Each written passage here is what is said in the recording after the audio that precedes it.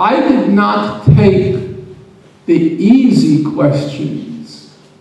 I took what by everybody's agreement is the most controversial, the most allegedly complicated questions. And when these allegedly complicated questions came before the highest judicial body in the world, there was almost no controversy at all. The vote was 14-1. And on the most important question, the settlements, the vote was 15-0, which means mathematically it's demonstrated that there is exactly zero controversy on what's alleged to be the most complicated question.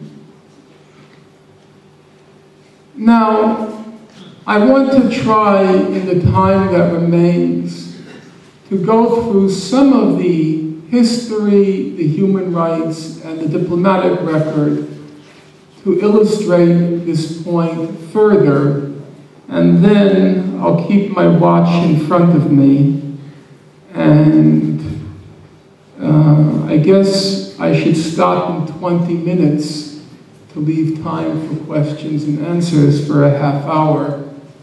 So it doesn't really leave me very much time. Let me go through three aspects fairly quickly. There are a number of older people in the room, and for those who have followed the conflict for the last, say, 30 years and more, when the historical question, the history of the conflict, is discussed, it used to be that the most complicated question was, how did the Palestinians become refugees in 1948? In the course of the creation of Israel, about 750,000 Palestinians from the area that became Israel ended up outside the newly formed state of Israel, and they ended up in refugee camps in Gaza, the West Bank, Jordan, Lebanon, Syria, mostly in those areas.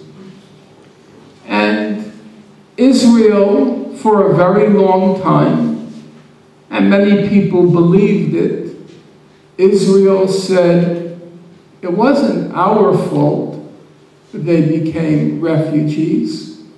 What happened was the invading Arab armies, they gave instructions to the Palestinians using radio broadcasts. They gave instructions to the Palestinians to leave their homes and to make space for the invading Arab armies to throw the Jews into the sea, and then after the Jews have been thrown into the sea, the Palestinians can return to their homes. For a very long time, that was largely believed by people. But by the late 1980s, a large number of historians, most importantly in this case, Israeli historians, started to go through the documentary record looking at Israeli documents. And they came to the conclusion, which is now widely accepted by almost all historians, that what happened in 1948, to use the words of the most knowledgeable historian on the topic, an Israeli named Benny Morris, he said what happened in 1948 was an ethnic cleansing. As I said, nowadays, nobody takes seriously the Israeli claim that Arab radio broadcasts were responsible. Most historians, in fact, I dare say nearly all serious historians, acknowledge it was an ethnic cleansing. The only real debate is whether it was intentional, that Israel planned the ethnic cleansing ahead of time, or were these refugees just a result of wartime conflict? As we all know, wars produce refugees. To give you an indication of how narrow the debate is now, you take the case of Israel's former foreign minister, a fellow named Shlomo Ben Ami. And Mr. Ami recently wrote a book. It was called Scars of War, Wounds of Peace. And Mr. Ami, Shlomo Ben Ami, Mr. Ben Ami, he says, it's clear that what happened in 1948 was an ethnic cleansing. But Mr. Shlomo Ben Ami, the former foreign minister, he says, I don't agree that it was just the result of war. He said, if you look at the Zionist ideology, it was clear, in order to create a Jewish state in an area which was overwhelmingly not Jewish, the only way you can do it was by clearing out the indigenous population.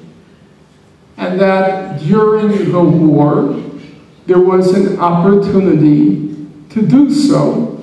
And that's what the newly born state of Israel proceeded to do.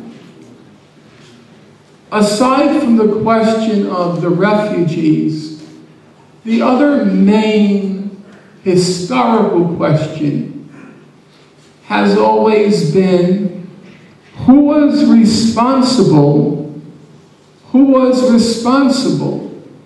for all the wars between Israel and its Arab neighbors, and between Israel, the conflict between Israel and the Palestinians in the occupied territories.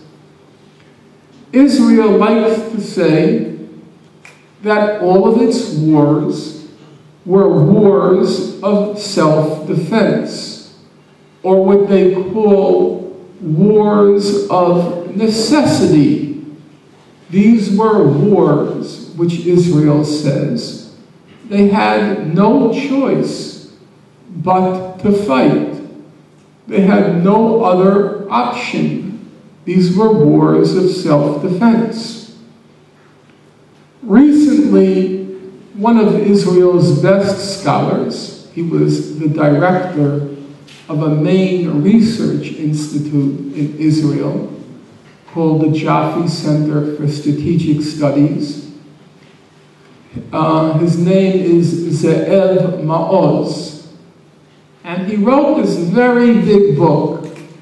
It's probably around 800 pages. And it's called In Defense of the Holy Land. And Mr. Maoz, he said, this is what I'm going to do.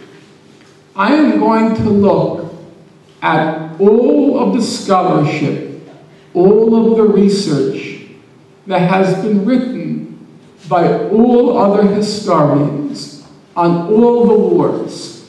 The 48 war, the 56 war, the 67 war, the 73 war, the 82 war, and so on.